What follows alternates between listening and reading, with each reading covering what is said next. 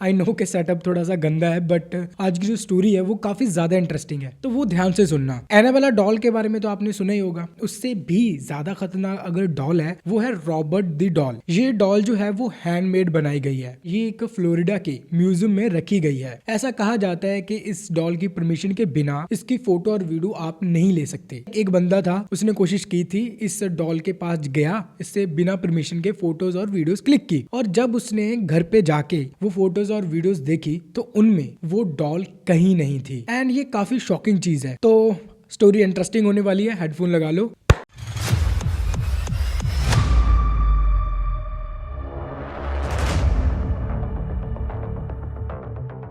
1906 की बात है, फ्लोरिडा की। वहां पे रॉबर्ट नाम की एक फैमिली रहा करती थी। रॉबर्ट जो है वो छोटे बच्चे का नाम है। काफी लंबे टाइम से ये फैमिली वहां पे रह रही थी। तो इनका एक सर्वेंट था। वो सर्वेंट क्या करता है कि उसकी उम्र हो चुकी थी, अब वो ये जॉब छोड़कर जा रहा था। तो वो जाते जाते इन घर वालों का जो छोटा बच्चा था जिसका नाम रॉबर्ट है, उसको यही वाली डॉल गिफ्ट करता है। इसके बाद इनका जो सर्वेंट है वहां से चला जाता है। अब रॉबर्ट के पास जो डॉल थी, रॉबर्ट जो है वो दिन भर इस डॉल के साथ खेलता रहता। रात का टाइम था और डॉल जो थी वो रॉबर्ट के पास ही थी। रात सोने के टाइम रॉबर्ट इस डॉल को अपने बेड पे साथ रख के सोया था। सुबह जब वो उठ के देखता है तो वो डॉल चेयर पे बैठी हुई थी और रॉबर्ट को घूर रही थी, और उस कमरे का सारा सामान बिखरा हुआ था। अब ये सब कुछ देखकर रॉबर्ट के जो मॉम डैड थे वो काफी ज्यादा गुस्सा होते हैं कि ये तूने पूरे कमरे का क्या सत्यानाश मार रखा है। लेकिन रॉबर्ट अपनी सफाई में ये कहता है कि ये सब कुछ उसने नहीं किया है, ये डॉल की शरारत है, वही ये सब कुछ करती है। ऑब्वियस ही बात है, बच्चे की बात पर माँ बाप यकीन कैसे करे कि एक बेजान डॉल जो है वो ऐसा कैसे कर सकती है। तो ये फर्स्ट डे भी ऐसे ही चला जाता है। अब दूसरे दिन की रात भी सेम चीज होती है। तो दूसरे दिन की रात जब यही सेम चीज होती है, पूरा सामान बिखरा हुआ था। अब रॉबर्ट के मॉम डैड जो है वो उसके कमरे में एंटर करते हैं और देखते हैं कि पूरा सामान तो बिखरा पड़ा है। तो वो फिर से गुस्सा होते हैं कि ये तूने कमरे का क्या हाल बना रखा है। फिर वो अपनी सफाई में यही बोलता है कि ये सब कुछ मैंने नहीं किया, बल्कि ये डॉल ने किया है। अब दूसरे दिन ये भी हुआ था कि ये जो डॉल थी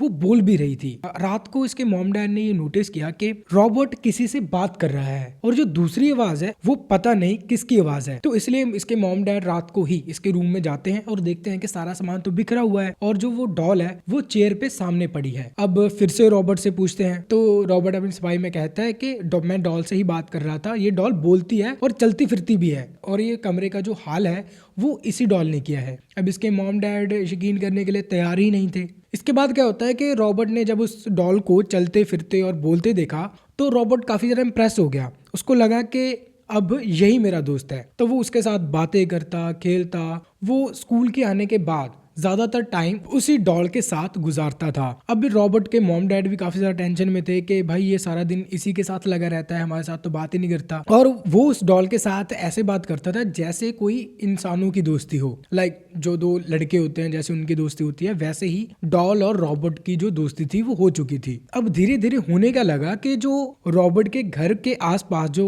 बाकी घर थे, उनके पड़ोसी थे, उनके घर से भी कंप्लेन आना शुरू हो गई कि हमारे घर का जो सामान है वो हमें सुबह बिखरा हुआ मिलता है और ये काम आपकी डॉल कर रही है जो आपके घर में है। अब ये बात रॉबर्ट के मॉम डैड को समझ में नहीं आई कि एक डॉल जिसमें कोई जान ही नहीं है, जो एक जगह से मूव ही नहीं हो सकती, वो पड़ोसियों के घर पे जाके वो उनका सामान क्यों उथल पुथल करेगी। जब ये कंप्लेन्स काफी ज्यादा बढ़ने लग गई और वो अपना घर जो है वो शिफ्ट कर लेते हैं दूसरी जगह पे, तो इस डॉल को एक बॉक्स में डालकर बंद कर दिया गया। अब जब उनकी बात पुराने पड़ोसियों से होती रहती थी तो उन्होंने फोन पर बताया कि जब से आप लोग घर छोड़ के गए हो हमारे यहाँ पे कुछ भी ऐसा नहीं हो रहा, और ना ही रॉबर्ट के नए घर में ऐसा कुछ हो रहा था, क्योंकि इस डॉल को बॉक्स में बंद कर दिया गया था। अब जैसे ही इस डॉल को बॉक्स में बंद कर दिया गया, इसके बाद रॉबर्ट का कमरा बिखरा रहता था वो भी अब सही होने लग गया। रॉबर्ट पहले तो उदास हो गया कि उसकी डॉल को ऐसे बंद कर दिया गया, लेकिन धीरे धीरे वो अपने आप को संभाल लेता है और उसका इंटरेस्ट ड्राइंग में था तो वो धीरे धीरे ड्राइंग करने लगता है और लाइफ में थोड़ा आगे बढ़ जाता है। और रॉबर्ट के मॉम डैड भी खुश थे कि अब भी थोड़ा क्रिएटिविटी की तरफ जा रहा है। अब काफी टाइम गुजर चुका था, रॉबर्ट बड़ा हो चुका था, तो रॉबर्ट की शादी भी हो चुकी थी। तो इसने रॉबर्ट ने सोचा कि क्यों ना मैं अपने पुराने घर में शिफ्ट कर जाऊं, वहां पे उसकी पुरानी यादें हैं, अब मॉम डैड तो रहे नहीं, तो वो अपनी वाइफ को लेकर अपने पुराने घर में शिफ्ट हो जाता है। और और 1-2 दिन अच्छे से गुजरते हैं। और एक दिन उसे अचानक से याद आता है कि उसके घर में एक बेसमेंट है, वहां पे एक डॉल को रखा गया है जिससे वो बचपन में खेला करता था। तो वो अपनी वाइफ को बेसमेंट में लेके जाता है और वहां पे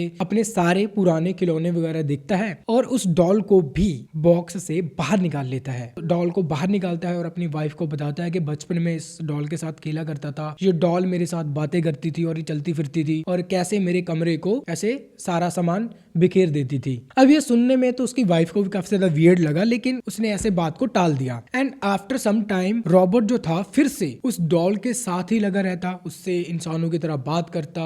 रॉबर्ट का कमरा था वो भी अब उथल पुथल होने लग गया, जिससे उसकी वाइफ काफी ज्यादा गुस्सा होने लग गई कि ये तुम क्या करते रहते हो, पूरा दिन इसी डॉल के साथ लगे रहते हो और तुम्हारे जो कमरे का सामान है वो ऐसे बिखरा क्यों रहता है। तो रॉबर्ट ने बताया कि मैं नहीं कर रहा हूँ, ये डॉल जो है वही ये सब कुछ कर रही है, ये डॉल चलती फिरती और बोलती भी है। इसकी वाइफ को गुस्सा तो आया, लेकिन वो कुछ टाइम के लिए इस बात को टाल देती है। लेकिन फिर से वही बातें, आसपास के जो पड़ोसी थे उनके घर से भी कंप्लेन आना शुरू हो गई कि आपकी ये जो डॉल है वो हमारे घर पे आती है और ये बोलती भी है, हमारे घर का जो सत्यानाश किया है ना वो यही करती है। अब इसकी वाइफ को काफी ज्यादा गुस्सा आता है कि या तो इस घर में मैं रहूंगी या फिर ये डॉल रहेगी। तो रॉबर्ट को भी ये लगता है कि अब शायद मूव ऑन करने का टाइम आ चुका है। तो रॉबर्ट क्या करता है कि इस डॉल को छोड़ देता है और वापस से इस डॉल को बॉक्स में बंद कर देता है एंड सब कुछ अब इसकी लाइफ में नॉर्मल होना शुरू हो जाता है। एंड 1974 में रॉबर्ट की डेथ हो जाती है एंड आफ्टर डेथ इसकी वाइफ को लगा कि अब ये इस डॉल का क्या ही करेगी। तो ये अपने पड़ोसियों की एक छोटी सी लड़की थी, उसको ये डॉल गिफ्ट कर देती है। गिफ्ट करने के बाद अब उस जो छोटी बच्ची थी उसके घर में भी सेम चीजें होने लगती हैं, क्योंकि ये डॉल बोलती और चलती फिरती तो थे ही, कोई तो ऐसी अनोखी शक्ति थी इस डॉल में जो वहां पे भी ऐसी चीजें होना शुरू हो गई। तो रॉबर्ट की वाइफ ने बड़ी ईमानदारी से अपने पड़ोसियों को सब कुछ बता दिया। हस्बैंड के पास ये डॉल थी और ये चलती फिरती थी, उससे बातें भी करती थी और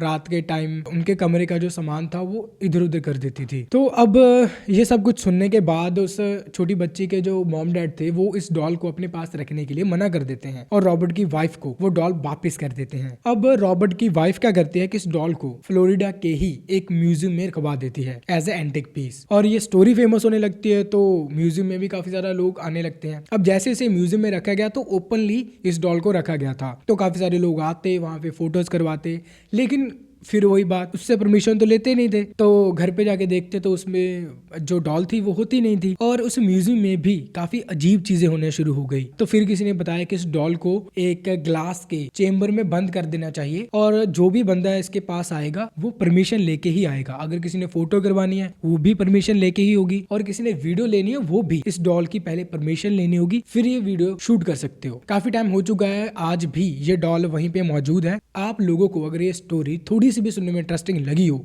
तो सब्सक्राइब शेयर जरूर कर देना। Thanks for watching.